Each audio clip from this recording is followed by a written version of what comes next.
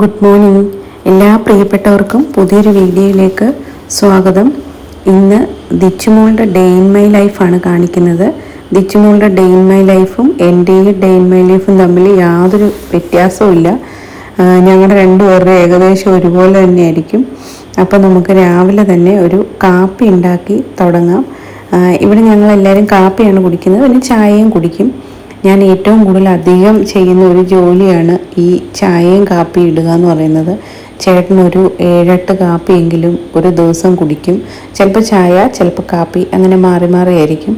പക്ഷെ അത് വളരെ കുറച്ചേ കുടിക്കത്തുള്ളൂ. ചെറിയ ഗ്ലാസ്സിൽ വളരെ കുറച്ചേ കുടിക്കത്തുള്ളൂ. അത് കാരണം കാപ്പിയും ചായ ഉണ്ടാക്കലാണ് ഏറ്റവും കൂടുതൽ ജോലി എന്ന് പറയുന്നത്. ഞാൻ ചിലപ്പോൾ കളിയാക്കിയൊക്കെ പറയും, ഞാൻ ഏതെങ്കിലും പിന്നെ ഹോട്ടലിലൊക്കെ ചായയും കാപ്പി ഉണ്ടാക്കാൻ നിന്നിരുന്നെങ്കിൽ ഞാനിപ്പോൾ ഒരു വലിയ അറിയപ്പെടുന്ന ഒരു ഷെഫായി മാറിയേനെ എന്നൊക്കെ, കാപ്പിയും ചായയുടെയും കാര്യത്തിലുള്ള ഒരു ആളായി തീർന്നേനെ എന്നൊക്കെ ഞാൻ എപ്പോഴും പറയും. അങ്ങനെ കാപ്പി റെഡിയായി. ഇനി ഞങ്ങൾക്ക് 3 പേർക്കുള്ള കാപ്പി ഒഴിച്ചെടുക്കുവാണ്. ദീത്തുമോളും ഞാനും കാപ്പി വളരെ തണുത്തിട്ടേ കുടിക്കാറുള്ളൂ, ചെറിയൊരു കുഞ്ഞി ചൂട്. ഇനി ചേട്ടനുള്ള കാപ്പി ബെഡിൽ കൊണ്ട് കൊടുക്കണം. ചേട്ടൻ എഴുന്നേറ്റിട്ടില്ല. ചേട്ടൻ ഇന്ന് ബ്രേക്ക്ഫാസ്റ്റ് ഒക്കെ കഴിക്കുന്നതിന് മുമ്പ് തന്നെ പോകും, രാവിലെ ഷൂട്ടുള്ളത് കാരണം. അപ്പം ഞാൻ കാപ്പി ഉണ്ടാക്കുന്ന സമയത്ത് ദീത്തുമോള് പിന്നെ റെഡിയാവാൻ പോകും. ദിച്ചുമോൾ ഇവിടെ ഇരുന്ന് കളിയും കാര്യങ്ങളും ഒക്കെ ആയിട്ട് ഇവിടെ ഇരിക്കും. ചില ദിവസങ്ങളിൽ കരയൊക്കെ ചെയ്യും, ചില ദിവസങ്ങളിൽ നല്ല മൂഡായിട്ടിരുന്ന് കളിച്ചുകൊണ്ടൊക്കെ ഇരിക്കും. പക്ഷേ ഇന്ന് വലിയ കുഴപ്പമില്ല, നല്ല മൂഡിലാണ് ഇന്നിരിക്കുന്നത്. ദീത്തുമോൾക്ക് ഇന്നൊരു പ്രോഗ്രാം ഉള്ള കാരണം അവൾ രാവിലെ തന്നെ റെഡിയായി. ഇപ്പോൾ ഇന്ന് അവളുടെ സ്കൂളിൽ ഒരു ഡാൻസ് പ്രോഗ്രാമുണ്ട്. അപ്പം അതിന് വേണ്ടിയിട്ടുള്ള തയ്യാറെടുപ്പിലാണ് അവൾ. ഇപ്പം തന്നെ കാപ്പി കുടിച്ച് ബ്രേക്ക്ഫാസ്റ്റൊക്കെ സ്കൂളിൽ നിന്ന് തന്നെയാണ്, ലഞ്ചും സ്കൂളിൽ നിന്ന് തന്നെയാണ്. അപ്പോൾ അത് കാരണം കാപ്പി മാത്രം കുടിച്ചിട്ട് അവൾ കുഞ്ഞാവയുടെ കൂടെ ഇച്ചിരി നേരം കളിച്ചിട്ട് ഇറങ്ങാമെന്നൊക്കെ വിചാരിച്ചിരിക്കുകയാണ്. ദീത്തുമോൾ പോകുമ്പോഴും ദിച്ചുമോൾ നല്ല കരച്ചിലായിരിക്കും. ഇനി ഞാൻ ബ്രേക്ക്ഫാസ്റ്റ് ഉണ്ടാക്കാൻ പോവുകയാണ്. ഇന്ന് ഞങ്ങളുടെ ബ്രേക്ക്ഫാസ്റ്റ് എന്ന് പറയുന്നത് ദോശയും സാമ്പാറുമാണ്. നല്ല ചൂട് ദോശ, സാമ്പാറിൻ്റെ കഷ്ണങ്ങളൊക്കെ ഞാൻ തലേ ദിവസമേ അരിഞ്ഞു വെച്ചേക്കും. എന്നിട്ട് രാവിലെ എടുത്ത് പെട്ടെന്ന് തന്നെ ഉണ്ടാക്കും. അതാകുമ്പോൾ നമുക്ക് പെട്ടെന്ന് ഈസി ആയിട്ട് ഉണ്ടാക്കാൻ പറ്റും. കുറച്ച് 1-2 ദോശ ഉണ്ടാക്കുന്നുള്ളൂ. ഞാനും ദിച്ചുമോൾക്കും രാവിലെ കഴിച്ചാൽ മതിയല്ലോ, അത് കാരണം 1-2 ദോശ ഉണ്ടാക്കിയാൽ മതി. അപ്പം ഞങ്ങൾ രണ്ടുപേരും ബ്രേക്ക്ഫാസ്റ്റ് കഴിക്കാമെന്ന് വിചാരിക്കുന്നു. ഇനി അവിടെ കൊണ്ടുവന്ന് ഇരുത്തിയിട്ട് വേണം ബ്രേക്ക്ഫാസ്റ്റ് കൊടുക്കാനായിട്ട്. ഞാൻ എടുത്ത് ബ്രേക്ക്ഫാസ്റ്റ് ഡൈനിങ് ടേബിളിൻ്റെ പുറത്ത് കൊണ്ടുവന്ന് വെച്ചു. ഇനി ചെറുതിനെ വിളിച്ചുകൊണ്ട് പോകണം. പക്ഷേ അവളെ വിളിക്കാൻ ചെന്ന് കഴിഞ്ഞാൽ അവൾ എന്നും കാണിക്കുന്ന സ്ഥിരം കുസൃതിയാണ് കാണിക്കുന്നത്. ഓരോരോ സാധനങ്ങളൊക്കെ പറക്കുക, ഓരോ സ്ഥലത്ത് കൊണ്ടുവന്ന് വെക്കുക. ഇതെന്നുള്ള ജോലിയാണ്. ഞാൻ അടുക്കളയിൽ കുക്കിങ്ങിന് വരുമ്പം ഇവിടെയുള്ള സാധനങ്ങളൊക്കെ പറക്കിക്കൊണ്ട് പോകും. അത് സ്ഥിരം ഒരു ഹോബിയാണ്. ഞാൻ അവിടുന്ന് എടുത്തതിന് അധികം ഇഷ്ടപ്പെട്ടിട്ടില്ല. ആ എടുത്ത് സാധനങ്ങളൊക്കെ മാറ്റുന്നിടത്തുനിന്ന് പിടിച്ച് കസേരയിലിരുത്തിയത് ഇഷ്ടപ്പെട്ടിട്ടില്ല. അപ്പോൾ ആ മൂടൊന്ന് മാറാനായിട്ട് ഞാൻ 2 ഉപ്പേരി ആദ്യം കൈ കൊടുത്തു. ആശാട്ടിക്ക് ഉപ്പേരി കഴിക്കുന്നത് ഭയങ്കര ഇഷ്ടമാണ്.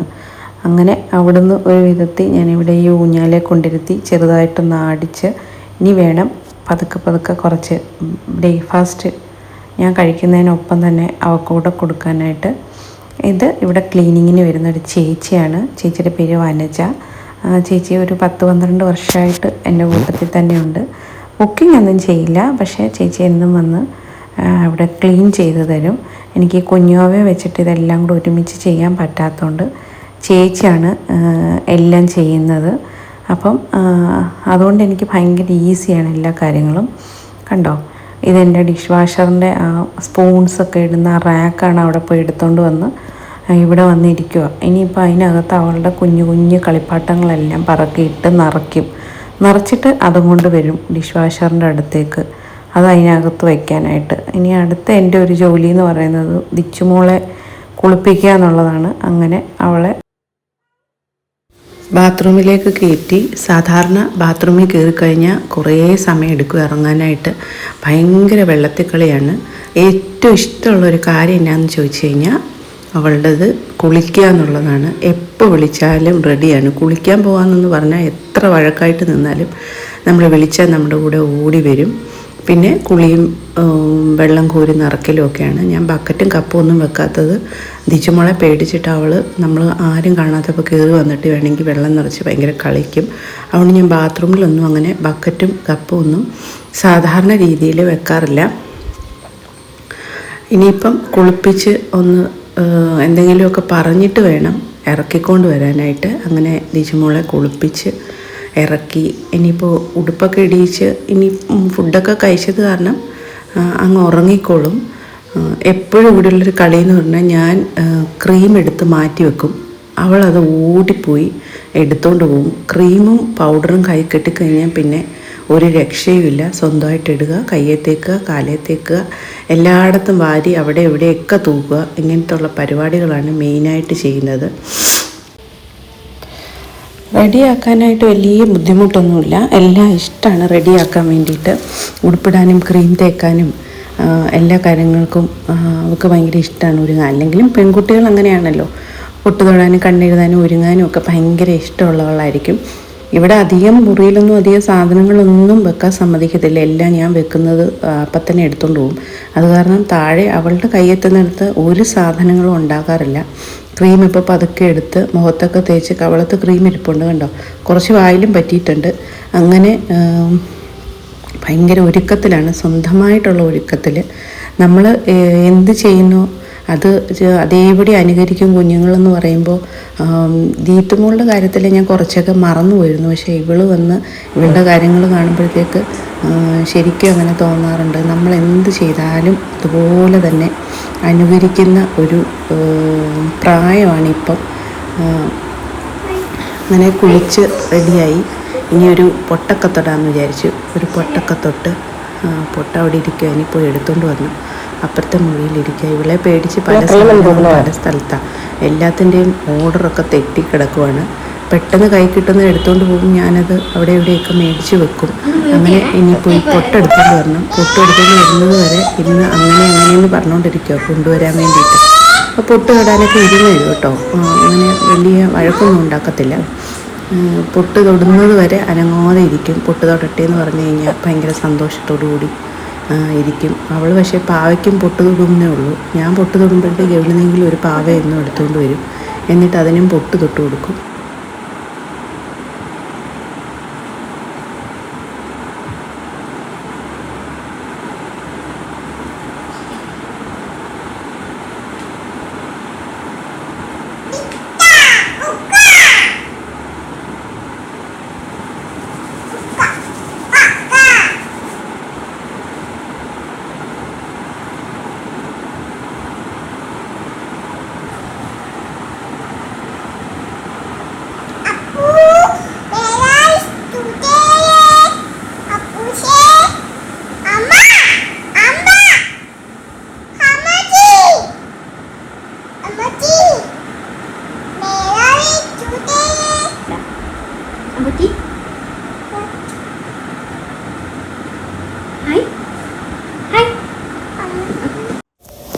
പൊട്ട് തൊട്ട് കഴിഞ്ഞാൽ കണ്ണാടി നോക്കുക എന്നുള്ളതാണ് അടുത്ത അവളുടെ ഒരു ജോലി എന്ന് പറയുന്നത്. കണ്ണാടിയിൽ ഇങ്ങനെ പോയി നിന്നിട്ട് പൊട്ട് ശരിയായോ എന്നൊക്കെ നോക്കും. എന്നിട്ട് പൗഡറൊക്കെ ഉണ്ടെങ്കിൽ പൗഡറൊക്കെ കുറച്ച് തൂത്തൊക്കെ കളയും. എന്നിട്ട് ഒരു നല്ലൊരു ചിരിയൊക്കെ ചിരിക്കും. എന്നിട്ട് തിരിഞ്ഞ് എന്നെ നോക്കി ഒരു ചിരിയുണ്ട്. എൻ്റെ മുഖത്തെ എക്സ്പ്രഷൻ എന്താണെന്ന് അറിയാനായിട്ടാണ് അവൾ എന്നെ നോക്കി ഒരു ചിരി ചിരിക്കുന്നത്. ചിരിയൊക്കെ കഴിഞ്ഞിട്ട് ഇനിയിപ്പം ഉറങ്ങാനുള്ള ഒരു തയ്യാറെടുപ്പിലാണ്. സാധാരണ അവൾ ഇതിൽ കിടന്ന് ഉറങ്ങും, പക്ഷേ ചില ദിവസങ്ങളിൽ ഇതിൽ കിടന്നാലും ഉറങ്ങത്തില്ല. അപ്പം ഞാൻ അപ്പുറത്തെ മുറിയിൽ ഒരു തുണിയുടെ തൊട്ടിൽ കെട്ടിയിട്ടുണ്ട്, അതിൽ കിടത്തി ആട്ടിക്കഴിഞ്ഞാൽ ഉറങ്ങും. ചില ദിവസം ഇതിൽ കിടത്തിക്കഴിഞ്ഞാൽ അപ്പം തന്നെ അങ്ങ് ഉറങ്ങും. നല്ല ഉറക്കം വന്നിരിക്കുകയാണെങ്കിൽ അപ്പം തന്നെ അങ്ങ് ഉറങ്ങും. ഇപ്പം ഞാൻ കുഞ്ഞുറങ്ങിക്കോ എന്ന് പറഞ്ഞ് കിടത്തിയപ്പോഴത്തേക്ക് അവൾ എന്നെ കാണിക്കാനായിട്ട് കള്ളയുറക്കം ഉറങ്ങി കാണിക്കുവാണ്. ഭയങ്കര കള്ളത്തരമാണ്. നമ്മൾ ഉറങ്ങാനൊക്കെ പറഞ്ഞു കഴിഞ്ഞാൽ കണ്ണടച്ചു പിടിച്ചിട്ട് ഇച്ചിരി നേരം കഴിയുമ്പം പതുക്കെ തുറന്നൊക്കെ നോക്കും. പിന്നെ ഞാൻ ക്യാമറ വെച്ച് വീഡിയോ ഷൂട്ട് ചെയ്യുന്നത് കൊണ്ട് അത് കണ്ടപ്പോഴത്തേക്ക് കുറച്ച് അഭിനയം കൂടിയെന്ന് എനിക്ക് തോന്നിയിട്ടുണ്ട്. എന്തായാലും ഒരു കള്ളിപ്പെണ്ണ, മറ്റവളെ പോലെയുള്ള രീതികളൊക്കെ കുറച്ച് വ്യത്യാസമാണ് ഇവളുടേത്. സൈഡിൽ നിന്നും ഫ്രണ്ടിൽ നിന്നും ഒക്കെ ഷൂട്ട് ചെയ്യുന്നത് കൊണ്ട് അവൾക്കൊരു സംശയമുണ്ട്, ഞാൻ അവളെ ഇപ്പം കളിപ്പിക്കാൻ കിടത്തിയേക്കുവാണോ ഉറക്കാൻ കിടത്തിയേക്കുവാണോ എന്ന്. എനിക്കിങ്ങനെ ഈ സൈഡിൽ നിന്നും ഫ്രണ്ടിൽ നിന്നും ഒക്കെ ഇങ്ങനെ ഷൂട്ട് ചെയ്തുള്ള ശീലം ഇല്ലാത്തത് കൊണ്ട് ഏത് ആംഗിളൊക്കെ ശരിയാവുമെന്ന് എനിക്കറിയത്തില്ല. എന്നാലും എന്തെങ്കിലും ഡിസ്റ്റർബൻസ് ഉണ്ടെങ്കിൽ നിങ്ങൾ ക്ഷമിക്കണം കേട്ടോ. അങ്ങനെ ഞാൻ ആട്ടി ചെറുതായിട്ട് ഉറങ്ങി വരുന്നുണ്ട്. കുറച്ചു നേരം ഒരു 10 മിനിറ്റിനുള്ളിൽ തന്നെ ഉറങ്ങിക്കോളും. എന്നാലും ഇതൊരു കളിയായിട്ടാണ് അവൾ എടുത്തേക്കുന്നത്. അങ്ങനെ കളിച്ച് കുറച്ചു നേരം കഴിയുമ്പോഴത്തേക്ക് അങ്ങ് ഉറങ്ങിക്കോളും. ഒരു 10 മിനിറ്റ് ഒക്കെ ആയിരിക്കും ചിലപ്പോൾ ഇതിൽ കിടത്തിയാൽ. മറ്റേതിൽ കിടത്തിയാൽ വേഗം ഉറങ്ങും. അങ്ങനെ കുഞ്ഞുവാവ ഉറങ്ങി.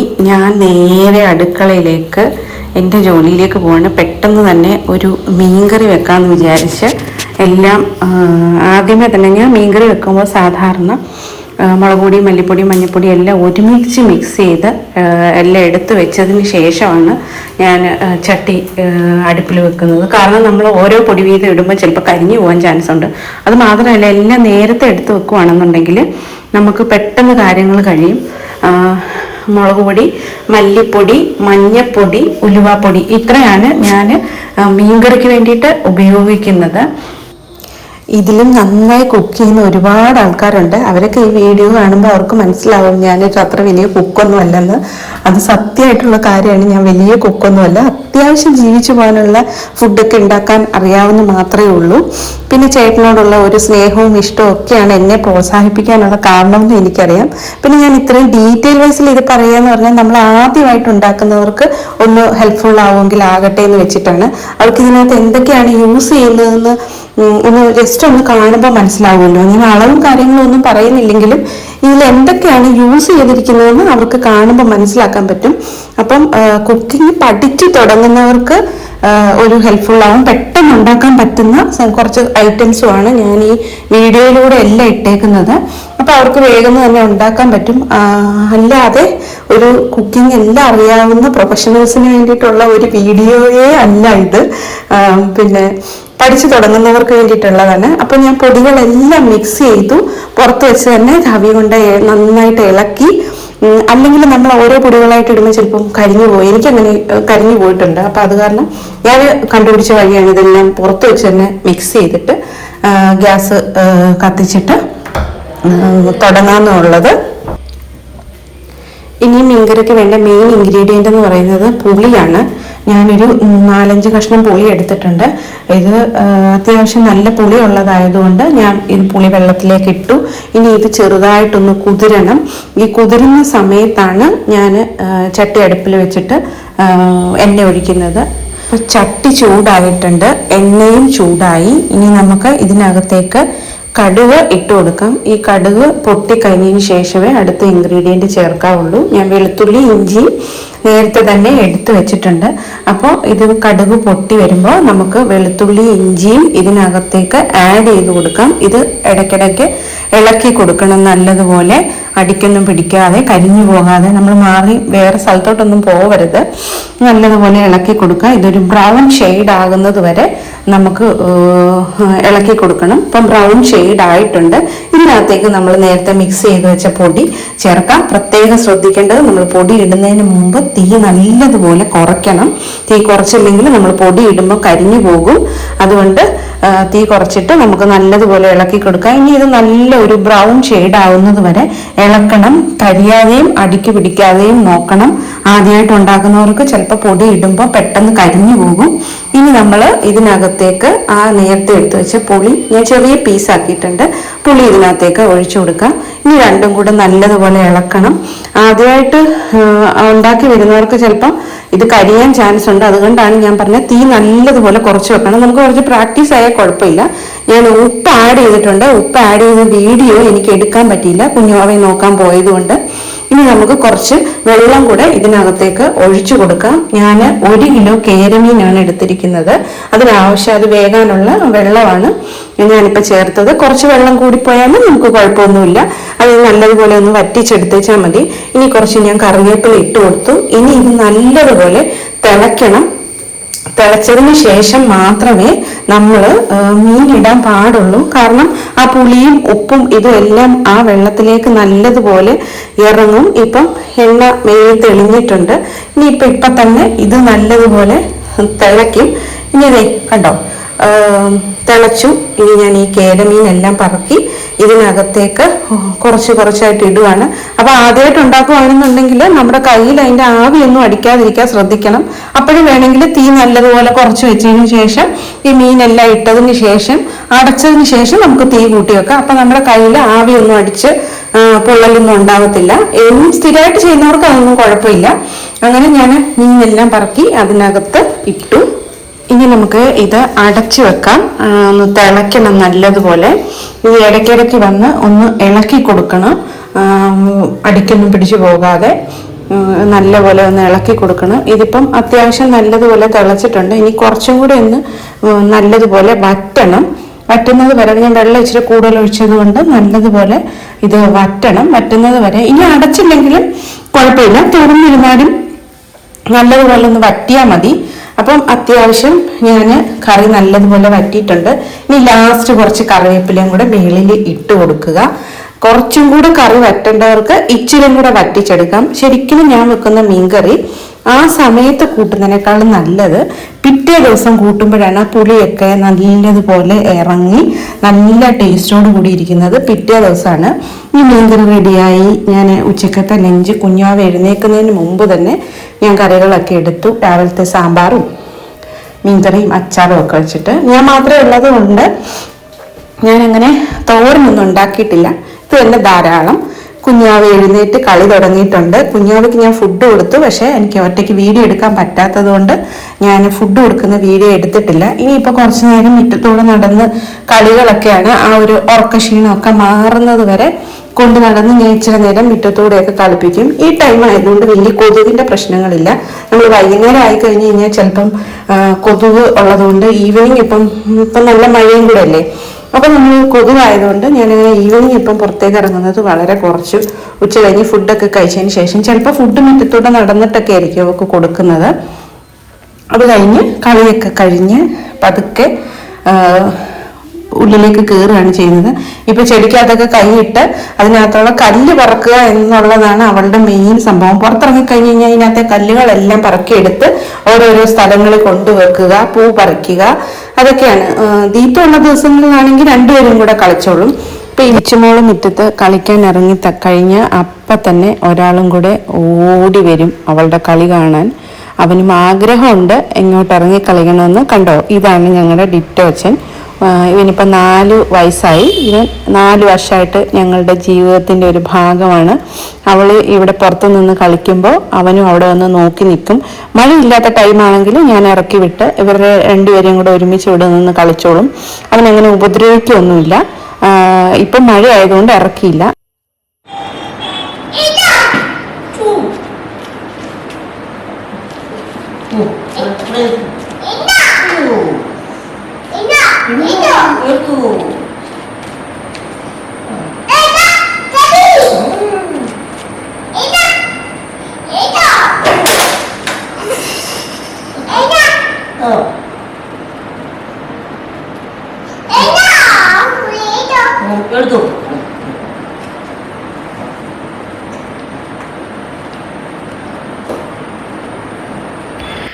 കണ്ടോ, ചേട്ടൻ പ്രോഗ്രാം കഴിഞ്ഞ് തിരിച്ചെത്തി. ചേട്ടൻ്റെ കൂടെയുള്ള കളികളാണ് ഈ കാണുന്നത്.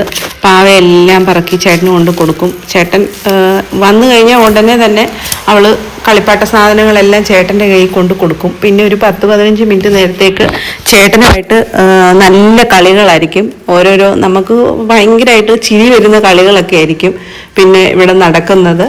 ഇങ്ങനെ തലകുത്തി മറിയുക, എഴുന്നേക്കുക, കളിപ്പാട്ടങ്ങൾ കൊണ്ട് കൊടുക്കുക. ചിലപ്പോൾ പക്ഷേ പിടിച്ചു തള്ളുകയോ അങ്ങനെയുള്ള ഉപദ്രവിക്കുന്ന ഇതൊന്നും അവൾ ചെയ്യില്ല കേട്ടോ. അവൾ ഭയങ്കരമായിട്ട് കെയർ ചെയ്ത് തന്നെയാണ് കളിക്കുന്നത്. പക്ഷേ ഭയങ്കര സന്തോഷമാണ് അവൾക്ക് ചേട്ടൻ്റെ കൂടെ കളിക്കാനായിട്ട്. ചേട്ടനും അതുപോലെ തന്നെയാണ് കേട്ടോ. അവളുടെ കൂട്ടത്തിലൊരു കൂടെയുള്ള ഒരാൾ കളിക്കുന്ന പോലെ തന്നെ ഓരോന്ന് പറയുകയും കൊടുക്കുകയും കളിപ്പിക്കുകയും ഒക്കെ ചെയ്യും. അത് കാരണം ചേട്ടൻ ഇവിടെ ഉള്ള ദിവസങ്ങളിൽ കുഞ്ഞുവാവ ഭയങ്കര ഹാപ്പി ആയിരിക്കും. എന്താണെന്ന് വെച്ചാൽ കളിക്കാൻ ആളുള്ളത് കൊണ്ട് എനിക്ക് വലിയ ടെൻഷനൊന്നുമില്ല. ഒരുമിച്ച് തന്നെ നിന്നോളുകയും നോക്കിക്കോളും ഒക്കെ ചെയ്യും. പിന്നെ ചേട്ടൻ ചെയ്യുന്നത് പോലെയൊക്കെ കുറേ കാര്യങ്ങളൊക്കെ ചെയ്യും. ഇനി അടുത്തത് ദീത്തുമോളുടെ കൂടെയുള്ള കളികളാണ്. ദീത്തുമോളാണെങ്കിൽ പ്രോഗ്രാം കഴിഞ്ഞിട്ട് ക്ഷീണിച്ച് വന്നിരിക്കുകയാണ്. എന്നാലും അവൾ കളിക്കുന്നത് കണ്ടപ്പോഴത്തേക്ക് അവളുടെ കൂട്ടത്തിൽ പോയി ഇച്ചിരി നേരം ഇരിക്കുകയാണ്. ഞാൻ വീഡിയോ എടുക്കുന്നതൊന്നും ദീത്തുമോൾക്ക് അങ്ങനെ ഇഷ്ടപ്പെട്ടിട്ടില്ല. കാരണം അവൾ ക്ഷീണിച്ചിരിക്കുന്നത് കൊണ്ട് അവൾ ഇല്ലെന്ന് പറഞ്ഞു. പിന്നെ ഞാൻ വിചാരിച്ചു ചുമ്മാ അവളുമായിട്ട് കളിക്കുന്നതൊന്ന് വെറുതെ എടുത്ത് വെച്ചേക്കാമല്ലോ എന്ന് വെച്ചിട്ട് അവർ രണ്ടുപേരും കൂടെ സാധാരണ അവധി ദിവസങ്ങളിലും ഇങ്ങനെയൊക്കെ ഇരുന്ന് കളിക്കാറുണ്ട്. പിന്നെ ചിലപ്പോൾ വാശിയും വഴക്കും ഒക്കെ ആയിരിക്കും. ചില സമയത്ത് നല്ലതുപോലെ ദീത്തുവിൻ്റെ കൂടെ കമ്പനി അടിച്ചിരുന്ന് കളിച്ചോളും ദീത്തു. അതുകൊണ്ട് ദീത്തു വീട്ടിലുള്ള ദിവസം എനിക്ക് ഭയങ്കര സമാധാനമാണ്. വഴക്കും ഇതും ഒന്നുമില്ല. രണ്ടുപേരും ഒരുമിച്ചിരുന്ന് കളിക്കുകയും ടി വി കാണുകയും എന്തെങ്കിലും. കീർത്തിമോൾ നന്നായിട്ട് പടം വരയ്ക്കും. അപ്പം ആ പടം വരയ്ക്കുന്നതൊക്കെ ഇവളെ കൊണ്ട് കാണിച്ചു കൊടുക്കുകയാണെങ്കിൽ അതൊക്കെ നോക്കി ഇങ്ങനെ കണ്ടുകൊണ്ട് ഒക്കെ ഇരുന്നോളും. ആ ടൈമിലായിരിക്കും ഞാൻ എൻ്റെ ബാക്കി കാര്യങ്ങളൊക്കെ ചെയ്തു തീർക്കുന്നത്.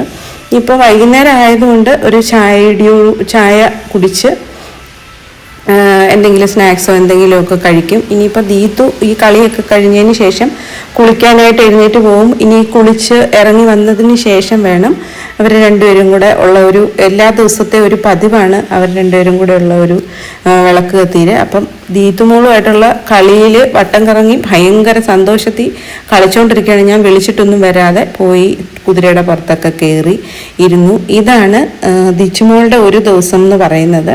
ഒരുപാട് കാര്യങ്ങളൊന്നുമില്ല, എന്നാലും അവളുടെ ഒരു ഒരു ദിവസം ഞാൻ നിങ്ങൾക്കുമായിട്ട് ഷെയർ ചെയ്തതാണ്. എൻ്റെ വീഡിയോസൊക്കെ കണ്ടിട്ട് കുറേ പേര് കമൻറ്റ് ചെയ്ത് പറയാറുണ്ട്, ചേച്ചിയുടെ വോയിസ് കേൾക്കുമ്പം ദൂരദർശനിലോ അല്ലെങ്കിൽ ആകാശവാണിയിലോ പ്രോഗ്രാം കേൾക്കുന്ന പോലെയാണെന്ന്. ഞാനതൊരു ചിരിയോടുകൂടി ആസ്വദിക്കാറുണ്ട്. ചേട്ടനോട് പറഞ്ഞപ്പം ചേട്ടനും എന്നെ എങ്ങനെ കളിയാക്കി. ശരിയാ, എനിക്കും തോന്നി നീ അങ്ങനെയാ പറയുന്നതെന്ന്. നീ കുറച്ചും കൂടെ ഒന്ന് സ്പീഡിൽ നന്നായിട്ട് പറയാൻ ശ്രമിക്കണമെന്നൊക്കെ പറഞ്ഞു. ഞാൻ നോക്കാം സാധാരണ രീതിയിലേക്ക് പറയാൻ പറ്റുമെന്ന്. പക്ഷെ പറഞ്ഞു വരുമ്പം ഓൾറെഡി അങ്ങനെ തന്നെ ആയിപ്പോവും. അപ്പൊ കുഞ്ഞാവയുടെ ഇന്നത്തെ കളിയൊക്കെ കഴിഞ്ഞിട്ടുണ്ട്. ഇനി ഞാൻ അവളെ ഒന്ന് ചെറുതായിട്ട് മേല് കഴിയിച്ച് പിന്നെ എടുത്തു, ഡ്രസ്സൊക്കെ മാറ്റി രണ്ടുപേരും കൂടെ വിളക്ക് കത്തിക്കാനുള്ള പൂജാമുറിയിലേക്ക് പോവുകയാണ്. ലൈറ്റൊക്കെ അവൾ തന്നെ ഇടുകയുള്ളൂ എന്നും കയറുമ്പോഴത്തേക്ക്. ചില ദിവസങ്ങളിൽ തിരിച്ചിറങ്ങി വരുമ്പം എന്തെങ്കിലും ഒരു കുഞ്ഞി കളിപ്പാട്ടമോ അല്ലെങ്കിൽ അവിടെ ഇരിക്കുന്ന കിണ്ടിയോ ചെറിയ ഭഗവാന്റെ വിഗ്രഹമോ എന്തെങ്കിലും സാധനങ്ങളൊക്കെ എടുത്തുകൊണ്ട് വരും. കളിപ്പാട്ടം എന്ന് പറയാൻ കാരണം അതിനകത്ത് അവളുടെ കളിപ്പാട്ടവും കൊണ്ടുവച്ചിട്ടുണ്ട് കേട്ടോ. അപ്പോൾ ഇന്നത്തെ വീഡിയോ നിങ്ങൾക്ക് എല്ലാവർക്കും ഇഷ്ടപ്പെട്ടെന്ന് വിശ്വസിക്കുന്നു. ഇതുവരെ തന്ന സ്നേഹവും പ്രോത്സാഹനവും ഇനിയും പ്രതീക്ഷിക്കുന്നു. ബൈ.